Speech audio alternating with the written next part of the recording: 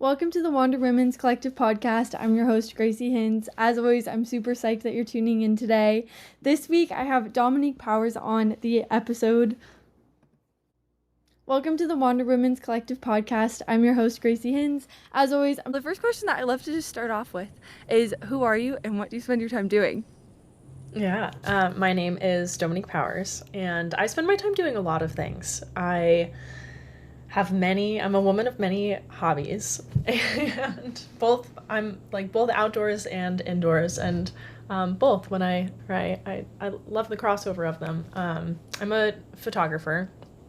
First and foremost, I spend a lot of time taking pictures, and all of the things that come with that. I do a lot of travel. I started shooting full time. I was working in the photo industry for many years before, but started shooting in 2022 and really got into it through cycling. And over the last 3 years it feels like countless bike races. Like I probably could count them up, but it's more than what I can, do on my hands. And really, it's really shown me how deep my love of like community is, where kind of year after year seeing the same faces and kind of seeing how people's careers grow and change, and developing different relationships with folks. It's really special. And then outside of photography, I do a lot of reading. I'm a voracious reader. I say that I consume books. This year I've started audiobooking as well. I have been pretty strictly a visual reader, whether paper books or on the Kindle. I've been a big Kindle girl for a long time. I lived in New York City for 3 years before moving to LA in 2019, and my stipulation for any winter coat was that I had to be able to fit my Kindle in the pocket. Because I'm not a super bag girl. I'd rather have a backpack than a purse. My kind of rule for outfits is that I want to be able to climb a tree if I need to. I'm on the go. So just being able to okay, my phone, wallet, keys, Kindle is kind of the leaving the door. What do I have? And then recently, this past year, I have followed in my sister's footsteps and gone really into knitting. And I'm currently on my 7th sweater vest since February. Holy, how long does it take to make a sweater vest? Uh, um, my average is 2 to 3 weeks right now. Wow, that seems pretty quick. It It is. I definitely have an addictive personality, and right now, this is definitely the top. It has helped so much with travel, and definitely travel anxiety. You're literally making a security blanket for yourself.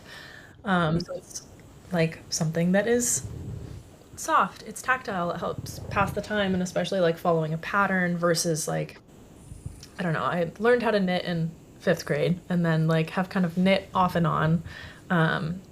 Knit in college a bit to stay awake during class because I was on the crew team and waking up at 4 a.m. every day, which was a hack that I learned from my older sister, who was also, we overlapped a year at UVM, the University of Vermont, and she was also on the crew team. You'll see a pattern. Have had a great role model for taking care of myself, but yeah, over the years I've knit hats, but it's just it's so easy. You just cast on the number you need, and then you just kind of go, and then you decrease, and there's a really basic decrease that you don't need to follow anything. So now following, it's learning a new language, and that has been really fun to I need to watch a YouTube video and learn how to do a new thing and then implement it with this knowledge that I already have. I think that especially in our career of photography, and there's always new techniques and things to learn. I am constantly oh, you did, how did you do this? Or what setup is that? There's definitely a lot of curiosity there. Yeah. But there isn't, if there wasn't that curiosity, there wouldn't be anything to, anything worth doing really deep research into. It's more about the, the conceptual versus like technical. So yeah. Learn something new. I also love that I mean, I feel like especially for travel and things too, it's like if you have something that you can pick up that's like not like your phone too, Yes. where it's just like if Oh you my have God. something that you can kind of like work with. There was a while in school that I was just like really into beading. Like I just got like Yeah, into beads and it was like, okay, like I need to just like de-stress and just like put little beads on a little wire and then like it's just like that little tactile creativity thing, which I think is like super rad. Yeah. totally. Kind of like I was always a big doodler. It's just like I need to be doing something with my hands to free up my brain. And I'll knit and read at the same time because I just like have been doing it a while. It's like the hand motion of it, like I don't need Yeah. to look at my hands. And then so now my thinking is like, well, I spend all this time reading. I might as well be multitasking and making myself something out of it. Um, That's pretty epic. That's impressive though, because I feel like that, like I get that where it is like it's kind of just that, you already know how to do it, but like, wow, that's impressive. yeah. Well, Okay, hence the audiobooks as well. Now I'm yeah, like, oh, yeah, okay, okay, that's a good point too. That's a helps. little bit less, Yeah. yeah. I was trying to like imagine propping up the Kindle and then like having the I got knitting a page right there. turner.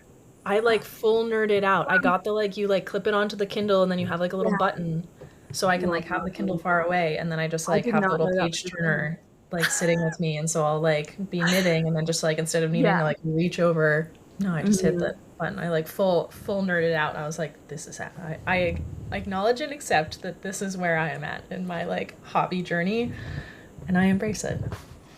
I love it though. It seems like it's a good hobby to have. Yeah, yeah. Okay, I'm curious, just like a little overview of kind of like the New York and like photo journey and just kind of like a little debrief of like how you kind of gotten to where you are right now. Totally. Yeah. So I grew up between Vermont and Colorado, split parents, so was back and forth.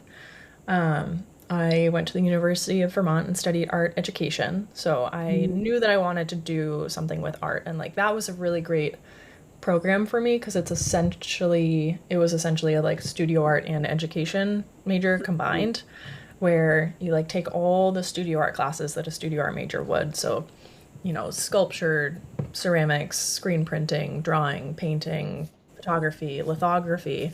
Like it was awesome. And then minored in art history, so took a bunch of art history classes, and then your junior year you like go in school and do they call it practicum, so just like hours kind of Right. Yeah. shadowing teachers, kind of getting a feel for maybe like what level you'd want to teach. And then my senior year, I student taught at a high school for a semester and had two photo classes and two ceramic classes and then like one general art class. And it was great because there was just so much like real world experience. Like I ended up graduating and moving down to New York City and working at a photo studio called Pier Mm. 59 Studios. And yes, I wasn't like pursuing teaching, but like once I started getting on set, it's like, oh, the classroom management skills transfer to like dealing with needy clients. And it was like, okay, I know how to like de-escalate conflict and like set expectations and communicate clearly, stand up in front of people and talk. Like there was so much that I learned through doing that. So definitely like very, very grateful for that experience. But yeah, moved to New York City. I had interned at a retouching studio the summer before my senior year. So I'd spent 3 months in New York City and Brooklyn and then went back up to Vermont and was like, I know I'm going to move down. And that was provided a lot of clarity because I think otherwise like your senior year of college can be You're like, what am I doing? very, yeah. Um, Totally. at least, this 9 years ago, like from my memory of it. But yeah, I just like I knew I was really into commercial photography and just like images that looked cool. Like at the time I was definitely more interested in like making captivating images than like the Mhm. story behind them. And Mhm. so moving to New York City, like when when I went into Pier 59 for my interview, like they were filming America's Next Top Model in some of the studios. And so I'm like walking into this just like incredibly stunning space. There's like palm trees and like just it's it's like Devil Wears Prada. You're just like, oh my God, Mhm. this is so cool. And yeah, worked there for a little over a year, and then um, I just wanted to be on set instead of working for a studio where the shoots happen. I was like, I want to be working on the photo shoots, and ended up leaving Pier and working for a digital capture company. So I worked as a digital tech. So I would do on-set color editing and file management for photographers on photo Mhm. shoots. And this was a lot of like fashion and advertising and big campaigns and magazine covers, and like it was very fun. It was super fun. And I had like at the time, like New York was the perfect place for me because I just wanted to work hard, and it's Mhm. really easy to do that in New York City. And I just definitely like poured myself into work and the connections and knowing people. Like when I was working at Pier, I had this little like notebook that I would like write down everyone's name that I met, because I was like, I want to get the most out of this experience that I can. And like I know that if some like assistant comes and asks me for an A clamp, and then when they come back and ask me another thing, if I can, greet them by name and be super helpful, like that is an asset for me to be able to maybe get on set with them, or like down the line, how do I build and develop these relationships to further where I want to go and what I want to do. And yeah, so I was working as a digital tech, and then the company ended up moving me to LA in 2019 and to open up their West Coast office. And so I was back and forth for about 9 months, and then made the move full time in June of 2019. And business is booming, it's going great. I had been working as a local for a while to really like build up you know a network in Los Angeles, and like that January was like the busiest that the company had had in the States, because it was based in Paris. And Mhm. I had to like fly out techs from New York out to our LA office. I had like hired on another employee, and we were really just like growing. And then of course, mid March everything shuts down, and um, I was back to work pretty quickly. I was lucky to be working with clients that were really flexible in their thinking, and so I yeah, got back on set pretty. I think like the next shoot I had was like May of 2020. Like Oh, didn't really have like a super downtime. And then I was taking a, a lot. I had like so many COVID tests. My poor nostrils. But and yeah, ended up leaving the company at the end of 2020 because I was like, I just wanted to have, control and autonomy over like my brand and how I communicate with clients, mhm. and just like my presence on set, and like that was became really important to me. And then kind of over that year, I was also getting really into bikes. And so I would bike to commute when I lived in New York City. I would like maybe do a couple park laps around Prospect Park, but I had It's like a kind of hard little. to bike in New York. No, I Especially, or at really least liked if you're it. like, okay, I want to do the like the full outside Oh yeah, yeah. getaway kind of a thing. But yeah, yeah, I've kind of spent the last 2 years sort of in and out of New York with like random work. And so it's always like a fun game of like, okay, like if I'm working a long day, like where is it that I can go and like run or bike? And yeah, Prospect Totally. is fun. It's a nice little like, ah, there's trees. Yeah, there's Yeah. one spot in the middle of the park where you can look 360 and not see a building. And that Mm-hmm. was that was the That's go-to. the spot. Yeah. Mm-hmm. But yeah, I got really into bikes during the pandemic. I started cycling like crazy, and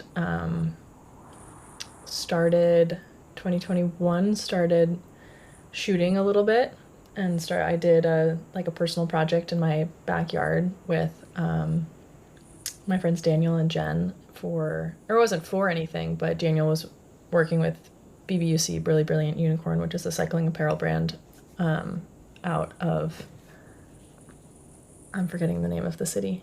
Um, but like really beautiful kit. Yeah. And Jen was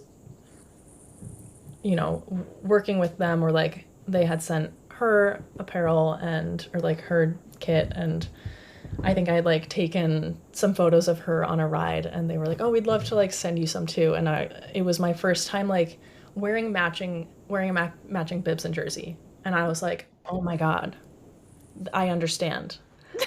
I understand now." Where it's like you put on your super suit and you get on your bike and you fly like Mm-hmm. that, and that was such a game changer because I think it's really easy to be intimidated in the cycling space, especially in LA and where like professional athletes live. I mean, it is like that in a bunch of cities, but I think there is this kind of like undercurrent of LA where like there's so many content creators and like people just Absolutely. care Yeah. about appearances, Mm-hmm. and to be able to kind of be like gifted this like way into a feeling, being a part of a community still am eternally grateful for that. But so did a shoot in my backyard in this they're in the cycling kit, and it was these like portraits and close-ups, and just really wanted to like explore, what is like the tactileness of this material on form, and like, it's so form fitting, and so it's about like the body and the person as well as the material, and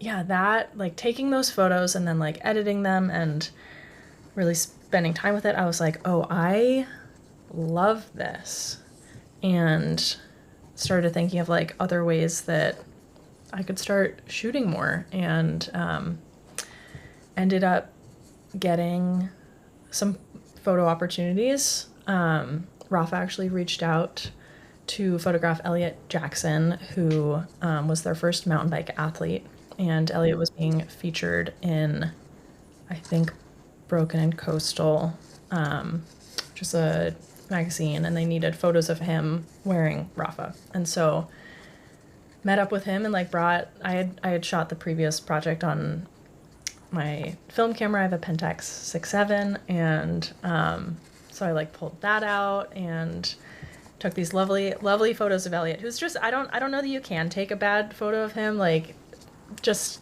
incredible energy, and we just had a lovely time. And then a couple months later, his younger brother, Andrew Jackson, who is also an incredible cyclist and a sponsored athlete, had a shoot come up with Giro, who was one of his sponsors, and he reached out asking if I was available to photograph it. Because he's like, oh, I can't believe my older brother beat me to working with you. And I was just like, oh, this will be great. And then that led to like a year-long relationship with Giro. I mean, year beyond, but like that next year I worked with them a fair amount. And that ended up with me going to the Tour de France Femmes and Paris-Roubaix Femmes for the first time. And so it was just this Yeah. like real domino effect of exploring what I was interested in and passionate about, and also like what was around me, and yeah, just led to more and more, and then kind of the end of, or I guess that the shoot with Elliot was like December of 2020, so it was kind of like across 2021 I started shooting more and more and more, and then did a really big personal project called the Leaders of Gravel at the end in like August of 2021, and Mm-hmm. that got a lot of attention. And Mm-hmm. then going into 2022, I was like, I am too busy to tech, and so that was kind of my transition. I was really grateful for like how it worked out, and kind of like towards the end, I like whittled it down to really just working with one photographer, this woman Magdalena Washinska, who I am like still dear friends with. I actually just photographed her last week for Ripton, Mm-hmm.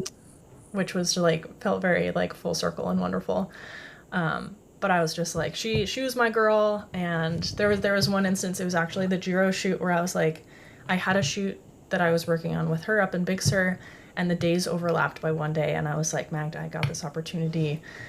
And she was like, yeah, I'll shoot to card for the first day. Like, do it. Just meet us up there. And just having that like having a mentor believe in you in that way and like want your success Mm-hmm. was also just like so powerful.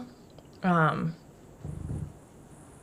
because like that's I think that's definitely what kind of it's about is like people supporting people, but also like women supporting women, especially in male dominated fields, I think is just like so important. And yeah, there's definitely like so many relationships that I am eternally grateful for. But yeah, that is now here I'm gonna photograph the Tour de France Femmes for my fourth time this Oh my gosh, this that's summer in wild. about I'm like looking at I'm like what date is it? In like 3 weeks Yeah. I'll leave.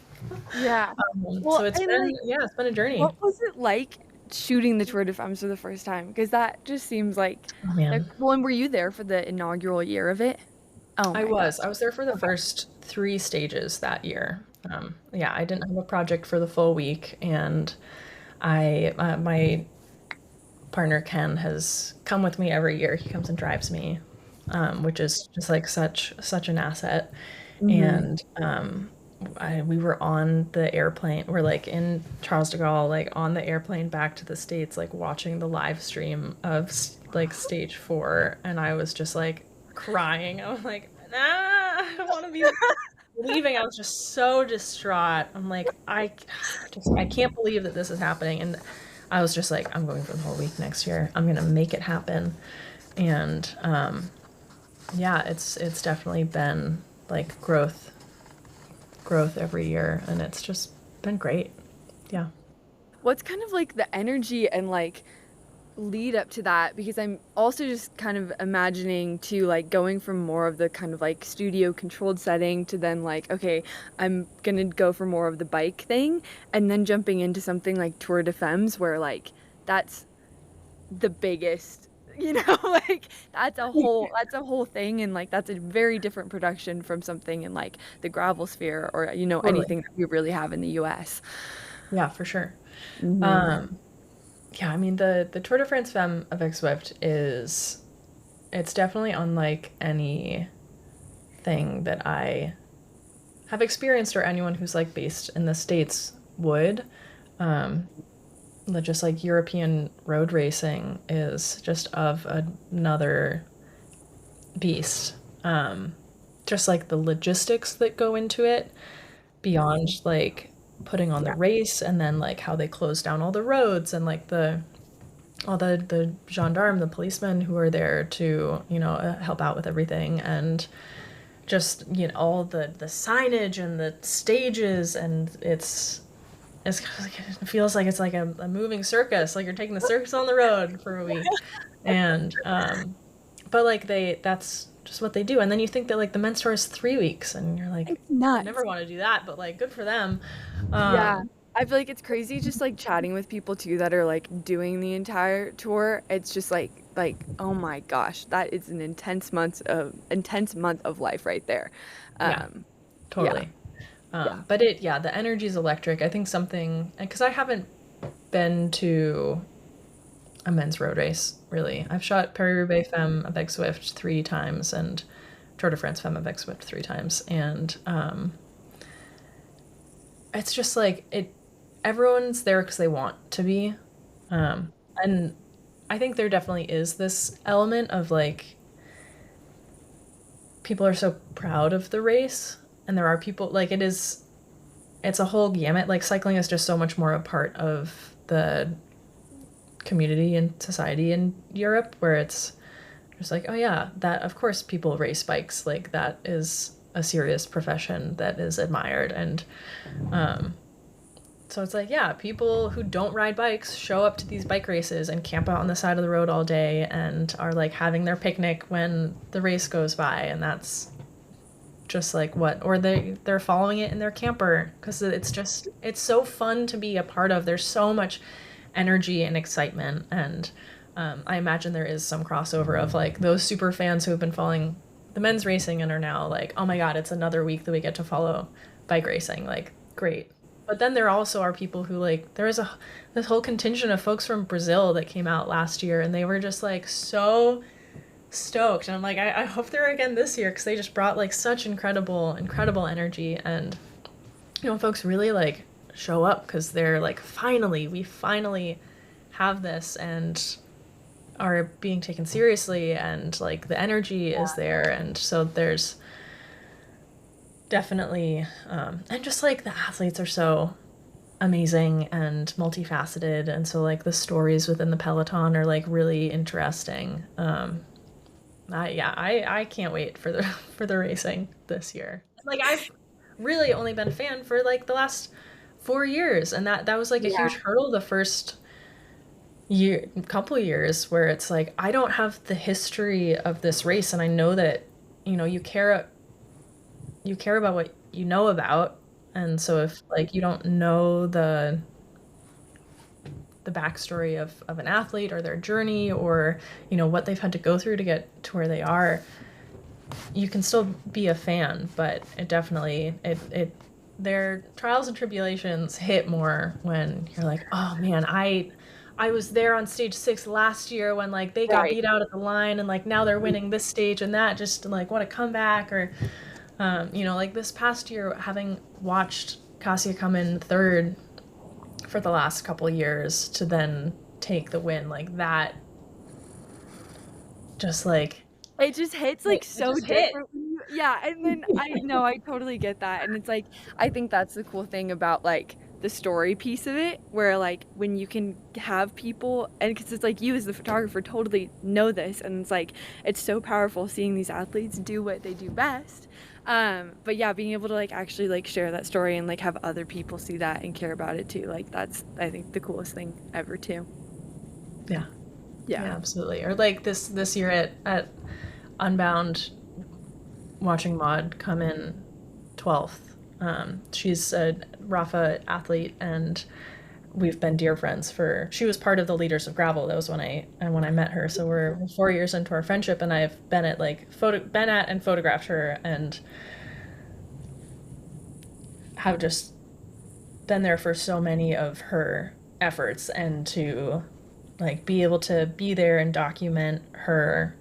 And she crossed the line not knowing that she came in 12th. And so yeah, just like I was crying behind the camera. It's just like amazing seeing people like get recognition and get like the places that they've been going for. And I think it's what makes sport really incredible to be a part of from like any angle, because it's so monumental, and it's also so fleeting, because it's already like you have your win and then it's on to the next.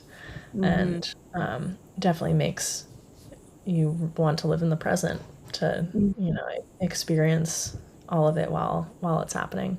It was actually really cute. My sister has not been like the biggest of sports fans, but then recently, like with all of the Wander stuff and podcasting, and she actually came down because we've been in California for the last like 2 weeks, and so she came down for the first I think like 10 days and was at Broken Arrow with me, doing all the trail racing, and then she was at Lost and Found with me as well. And then she ended up flying back before States, and then I was just running around States 2 days ago. Like yesterday was my sleep day.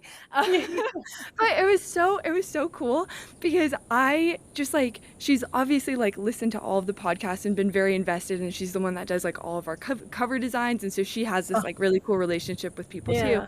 And Okay, the so like, covers are great. Sorry, just need to thank you. interject that. Yeah, Love the that is like little all. collages on the Yes. Yeah, no, and it seems Yes. like they're finally just like very dialed in at this point too. But it's been so cool because she has just kind of like totally gotten into it. And then like on the States day, like she's not been into endurance running at all. But she's like, oh my gosh, Grace, like here's the updates, like here's where Emily is. And it was just like the coolest thing seeing how invested she was, because like obviously like I'm so invested in it. But it was really cool to be able to kind of see that, of like, okay, wow, like, if you can get somebody to like understand the story, it just like, it makes all the difference. So yeah, that was like my absolute highlight of probably the last 3 weeks. Like Sophia like texting me about Western States updates, because I was just like, So with the Tour de Femmes, is that something that like how has the kind of like storytelling been behind that side of it? Because like what all have you kind of like been there and like on the ground trying to capture? Yeah, it has definitely like evolved every year. the first year only being there for 3 stages, like there was only so much. I mean, it started in Paris, which was incredible.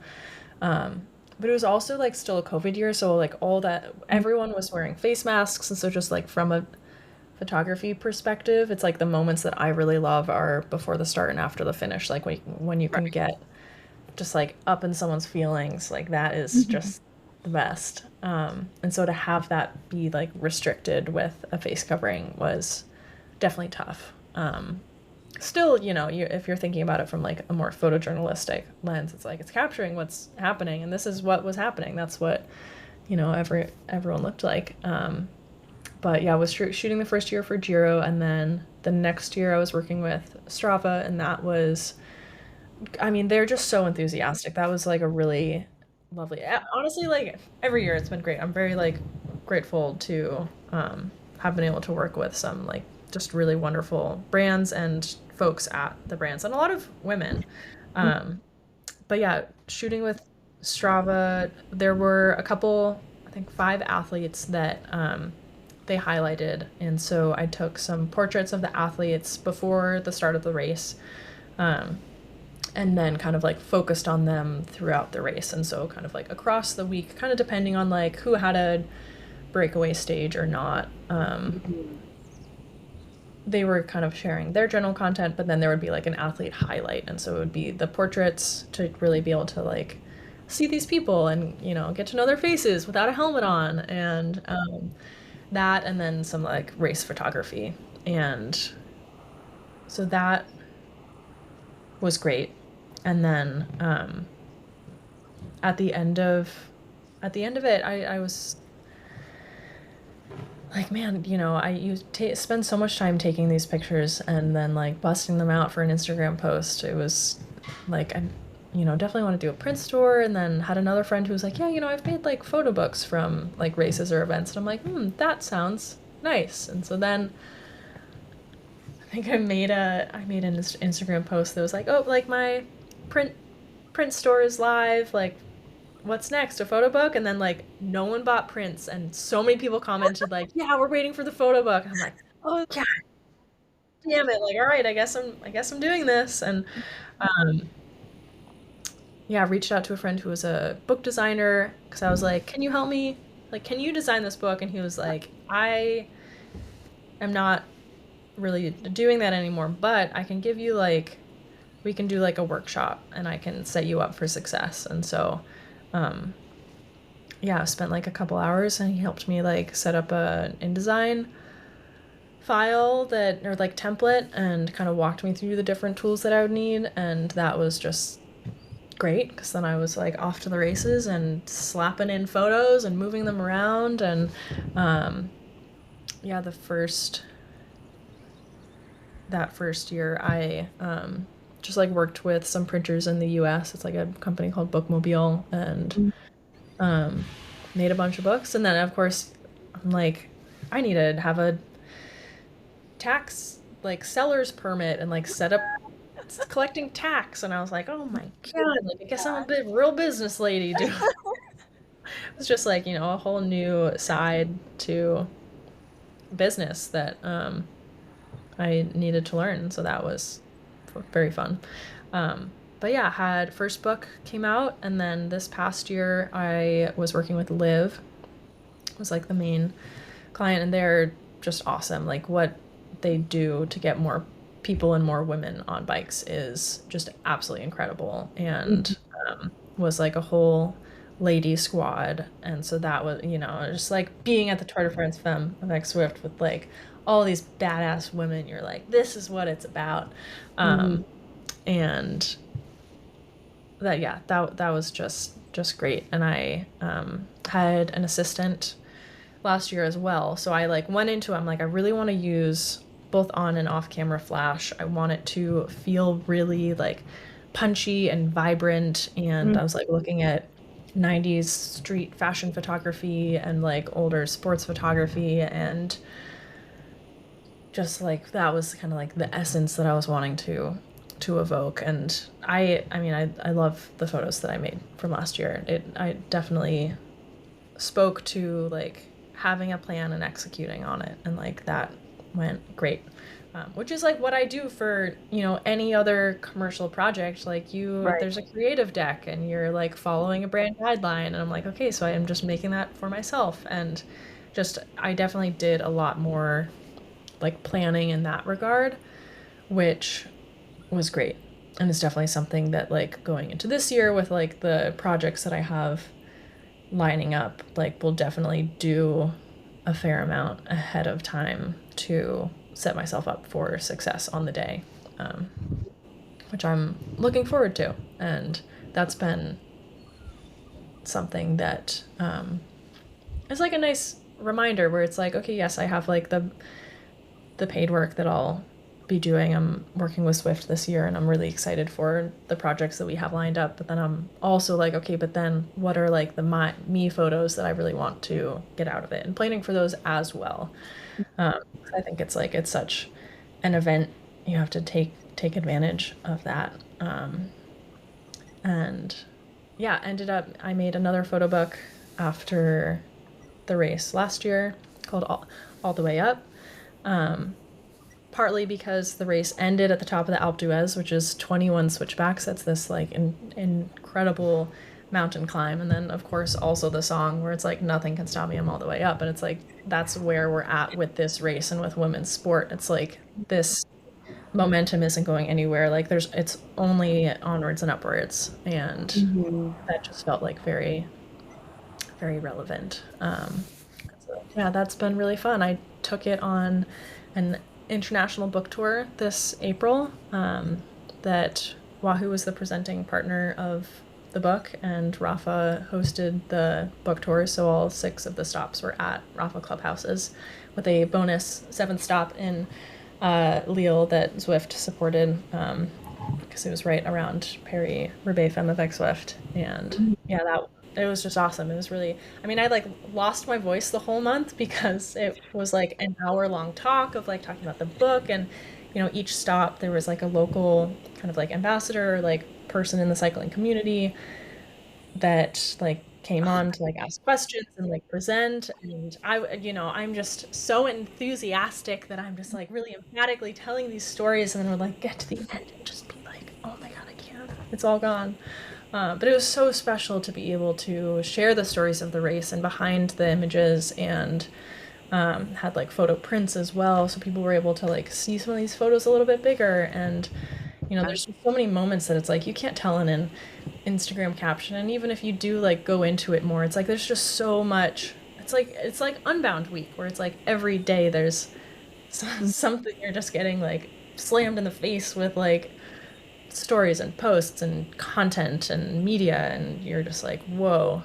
And if you don't keep up with it, then like you'll miss so much. So yeah, it was really special to be able to have those like in-person conversations, and sign books. I have still have copies available, and like on my website where you can buy them when you check out, there's like a little window that pops up that's like, would you like a dedication? And like that's the most fun for me, because some folks are like, I'm buying this for my mom, or like for my friend who runs a thing, or like this person's just getting into cycling. Like I love it when people buy it for someone else and kind of give like, what some, like a dad bought it for his daughter for her 30th birthday, and I'm like, that's just, I love that. And so that has been really, really fun and rewarding.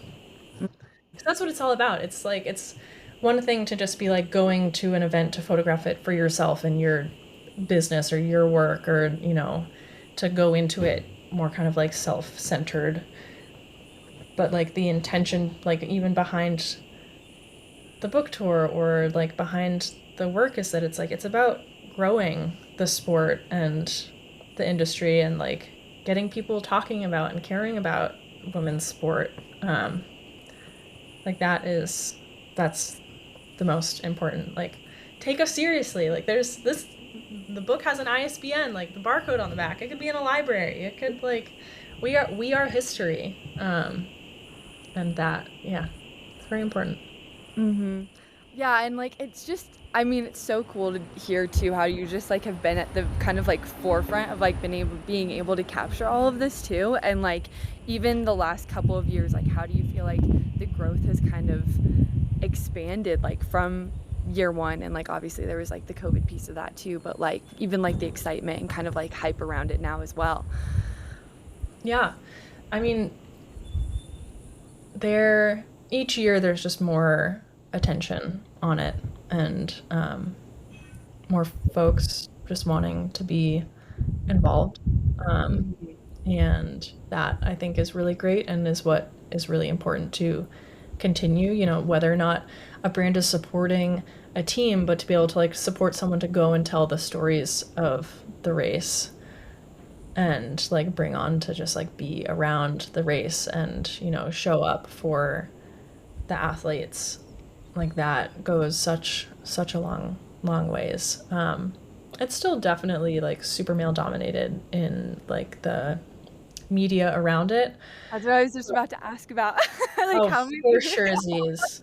I mean, because you think about the history of cycling in Europe, and it has been a valid career for men for so long. And so, of course, like, it's been a valid career for men photographers for so long. And not to say that there aren't, like, women who are out documenting, like, the men's field, but it's definitely less. I don't know, like, I didn't care about mainstream sports until I started watching the WNBA and, like, caring about, like, women's college basketball. Like, I went to a March Madness game at USC, Mhm. and first of all, I was like, I missed out so hard because I was, I'm 5'10", pretty tall. Was always asked if I played basketball and was like, you don't know me and my hand-eye coordination. Like, don't make assumptions. I'm a runner. And so just like never played basketball and never like cared, and like I still don't really care about the NBA. I'm just like Mhm. it's not relatable. But then to have like the storylines and like I'm following all the teams. I'm like, what's the Mhm. New York Liberty about? Like all the kind of like behind the scenes, like the reels and the athletes. Like there's just so much to them, and um, it's like now I'm like, yeah, I want to. Cycling is amazing, and I love it so much, and have worked so hard to get to the place that I am within it. But it's like that is just the beginning. Like get me on the court, get me like on the trails, get me like by the pool. Like there are so many incredible. Get me on the track. There's so many incredible athletes in sports that just need more light on them. But all of that, all of that to come back to. Um, of course, there's more men as a part of the press covering cycling. Like, Mhm. yes, there is now the Tour de France Femmes avec Swift, and it is fucking awesome, and it's taking up the space that it deserves to, but, like, it's not like all of a sudden there's going to be an equal amount of female media covering it that are just going to have, like, popped out of the woodwork because now we're actually getting TV coverage. Like, we gotta work with what we got for a long time, and I think just like the existence and continuation of the race, like over the years, we will see more and more women covering it because we will care more now, and more women will come into it being like, oh yeah, I do want to do this and, spend my life covering this. And, I also definitely have a different relationship because I, you know, being in Los Angeles, it is so far from Europe. I really only go over for Paris-Roubaix Femme avec Swift and the Tour de Yeah. France Femme avec Swift. Like just financially and logistically, that is what I can do.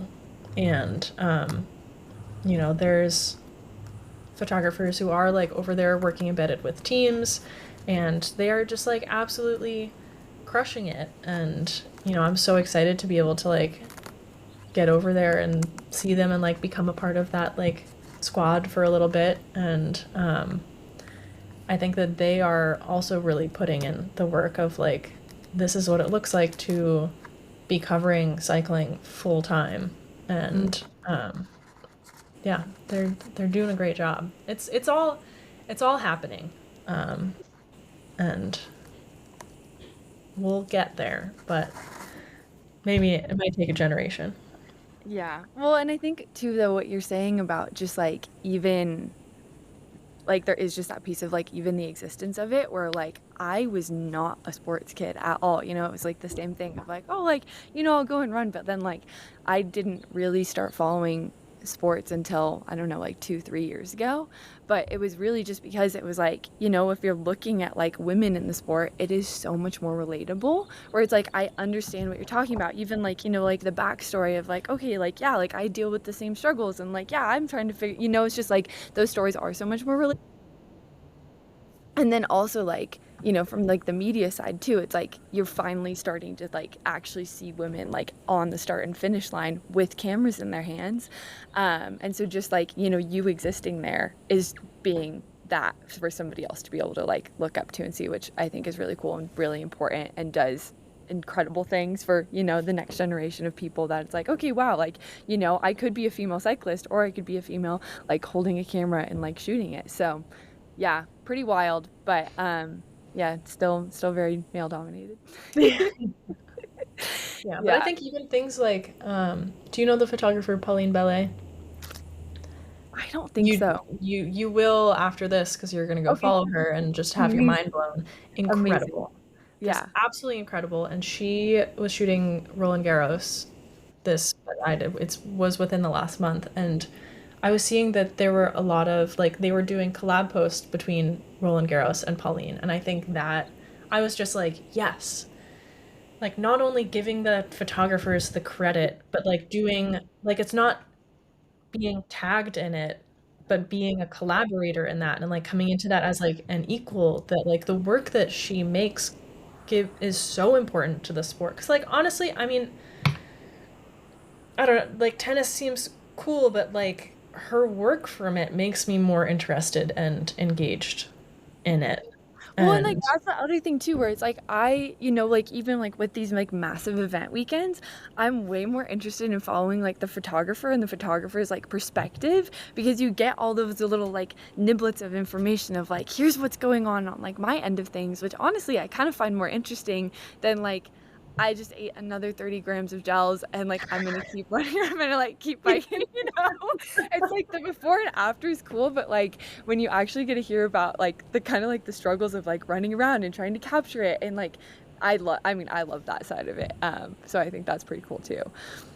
Yeah. yeah. Okay, I'm curious, kind of like a bit of like the burnout conversation Mm. and like jumping into all of this and like it is so hard when you're so excited and so passionate about this work. Like how have you navigated all of that? It's been tough. Yeah. Um, I mean, it's definitely like the best and worst I've ever felt have been while working. Yeah. Yeah. It's like, wow, this thing gives me like both the highest of highs and the lowest of lows, and it can all happen like within a day. Um, it definitely like over the years, I've learned to take care of myself better. But I think there's also an aspect to it where it's like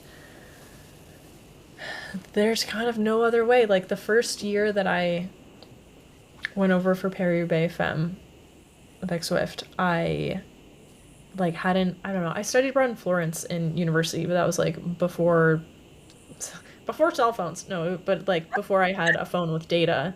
So like that just wasn't a thing. I was like rocking around with my iPod Touch connecting to Wi-Fi. So it was my first time going, and I was still on a family plan for my phone, which I was not a manager of, and so I didn't have the like travel pass activated, and I also like didn't know about eSIMs at the time. I just like it was my first time over there, and I like didn't have the information, and so I like get over there, and my data's not working, and I need to like meet up with. I was shooting Canyon SRAM, the athletes of Canyon SRAM for like 4 or 5 days leading up to the race, and I was supposed to connect with them for their recce ride of the course, and just like I ended up missing the like where we were supposed to meet. I had to like go to a McDonald's parking lot to connect to their Wi-Fi and get sent the correct pin, and like it just and that like I landed. in Paris and like had a night staying in Paris and then was driving up to Dinan the next morning, and just all that night like realizing that I didn't have data and trying to figure it out, and that just like full body stress where you're like, I'm being chased by a lion, like that. I was just like experiencing that for just like a day and a half trying to just sort things out. And I remember even afterwards, like after the race, finish everything at like midnight. I got into bed and I needed to wake up at 5 a.m. the next day to drive from Lille back to Paris, return my rental car, get a same day COVID test because I forgot about that, and then catch a noon flight. And I was just like laying in bed with my heart like 130. Like I was just like having a panic attack laying in bed. And I was like, this is the absolute worst. I hate this for me. But just like I was like, I don't know what to do to make this stop. And so just like that level of like stress where it's just, I just didn't really have tools to be able to help like manage it while I was going through it. And um, that's something that, it's just like it's taken years of going through my. I'm actually currently in Vermont, surprise. And like, is 9 a.m. good? I'm like, yeah, that's noon for me, but I can. Um, and I'm visiting my mom and sister, and we were just kind of like talking about all the things I've learned, and she's like, "Yeah, you idiot! Like I've been telling you this for like how many years?" And because she also does a lot of reading and uses knitting to help with anxiety and meditates and like all of the things that I'm just like, okay, well, I'm on my own spirit quest, like I'm figuring it out, and can now like acknowledge that there's a lot to looking up to the people around you. But then also I've definitely like claimed some of her ideas as mine and then forgotten where they came from. I'm like, look at me go! I'm learning all the things, but totally by myself. And it's like, oh wait a second. So shout out to Gretchen. Shout out to big sisters all across the land for putting up with us younger siblings and our bullshit. Um, but yeah, it's definitely like doing breath work and taking time for ourselves. Like I've definitely learned over the years that I'm far more of an introvert than an extrovert. Like I'm definitely both. Like I love the people thing. And like being back in Vermont this week, I'm like, man, I had such a great time in college because there's just like so many people to be friends with, and like just this like big community that you got to be a part of. And I just really like thrived off of that. But also I love I love a little cozy corner. I love like blocking out the world for an hour and reading my book, or like working on listening to something, or like working on a project, or getting in like a retouching hole. Kind of like having that. I really need that like processing time. Um, yeah. And at a race like the Tour de France Femmes of Swift, where it's just like all day every day, like that can be really really tough. But I am so grateful to have Ken there, so at least like when we're driving between places, like I can put in my headphones and do like a 7 minute meditation, and like even just being able to do that helps. Um, and so I think trying to like find the things that help. I'm interested. I'm recently off coffee as of like February of this year. I Wow. was for like probably Crazy 10 move years, right like up every morning, Yeah. and really like loved that and needed that. But just found that I turns out I didn't need coffee. And I still like I'll steal a sip of Ken's because I do enjoy like the smell and the taste and just the experience of it. But yeah, I'm interested to see how it goes this year, like without that. Um, Mm. yeah. You still have like something that you drink in the morning though? Because I feel like For that's the sure. thing. I'll Okay. I'll I'll still do like I'll do a black tea. Yeah, I'll either do like an English breakfast or a chai with some milk and like maybe a little bit of honey if I'm like feeling special. Hmm. I feel like it's more the like emotional support of having like a warm beverage in the morning, Oh, where it's for like sure. you're up at like 4 a.m. You're just like, Yeah. I just need something that like I can look at and just be like, yep, the world is a-okay. I have my warm beverage. It's all gonna turn out fine. Yeah, When you're totally. driving, it's like, okay, no, like I can take a moment and enjoy this sip of whatever it is. Yeah. Yeah, totally. It's the little things. It's just like those kind of like rituals that whether or not you're like acknowledging it, it's you telling your body like I'm taking care of you. And I think that is something that's really important about habits, beneficial habits, is that it's like, yeah, I'm not like taking a bath or like doing a gratitude journal, but like I'm doing my morning stretching every single day. And that is me telling my body, like, I care about you and I want you to succeed and we are a team. Mm-hmm.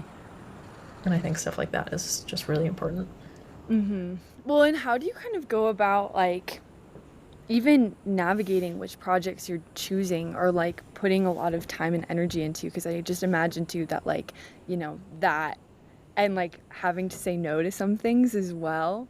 It's like it's hard to say no to things, but like kind of figuring out like, okay, this is something that's going to be very beneficial for me versus like, okay, I need to like actually kind of just like take a step away and like maybe, take a month off of work or something like that. I, yeah. I think with kind of like the steadiness of bikes, like I've always had something on the calendar, no matter like how far out it is. And so that has been really helpful to not get into the like, I have a completely open calendar from now until as far as the eye can see, and Yeah. am I ever going to work ever again? Right. Um, which is very easy, very easy place to get into Hmm. when there isn't like, no one's like reaching out to me about work for this like 1 week, and then the next week you have like three projects come up, and you're like, oh my God, I'm drowning. Hmm. Um, yeah, I haven't, when stuff doesn't work out, it's mostly due to timing. I think that whether it be that just like the work that I put out is just very authentic to the work that I want to be doing. I don't often get projects or people reaching out about projects that I'm like, ooh, that's not a fit for me, Hmm. which I appreciate. Uh, but it can also be really tough where you're like, damn it, this sounds freaking awesome, but I'm already doing something else, or like I have a trip planned. I think that what has been, or like what has changed is like taking personal time and being really steadfast with those days. When I was teching and living in New York and it was just like work, work, work forward, I would shorten family trips by days to take a job, and I was not good at boundaries with that because, any work opportunity was like a potential whole career where it's like, oh, if I work with this Right. person, they like me, and then I'll work with them 20 more times, and then like, ah, it was just like putting a lot of weight on like every opportunity, and I think that's hard because that is how we get so much work. It's like, oh, even how I left Pier, I went to like a summer barbecue for a different photo studio and like met the guys that ran D Factory, which was the capture company, and it's like, oh, if I hadn't gone to that barbecue, then I wouldn't have met them, and then I wouldn't even, be having this conversation right now. Like, there's just so, in our field specifically, there's so much that you just can't plan for. And Hmm. I think it can be really easy to kind of latch on to this, like, oh, if I'm not going out and networking, or like, what am I missing out on? Yeah. And um, I think instead, like, I'm like, wow, I am growing. I am an adult. Where it's like, oh, I want to be living the life that like that feels good to me all the time. And not to say that I, still sometimes have to be like, man, I really just want to like sit on my couch tonight, but like I said, I was gonna go to this gallery opening or whatever, and like I know that that could be a, you know, potential place to make new friends or like do new things. And like that is all. It's like eating your salad, you know. So Mhm. you gotta have that balance. But yeah. Yeah, the balance. Yeah. Do you feel like you have any, like, if you could talk to yourself 7 years ago and give some Mm. advice, what would it be? I mean, I really do believe in like the path that I've been on, and I'm very like proud of how like I'm proud of my younger self and like the Yeah. choices that I made and just really like followed my gut. Um and I think just like continuing to do that, like listening to yourself, because our intuitions are rarely wrong. Um that and probably like get it like go to therapy a little bit earlier. And yeah, just like taking care of finding nature. I think also I that's something, I mean, I still struggle with to this day. It's been so nice being in Vermont this last week. I'm just like I've been in rivers and lakes and like on single track trails in the forest with like greenery around is like peak. Like that is ideal for me, and I just don't get that in LA, and so I've just been really like soaking it all up and acknowledging that like time in nature is time when I'm like with myself and out of my head and not like Mhm. planning for the next thing. I think like finding moments to really be present.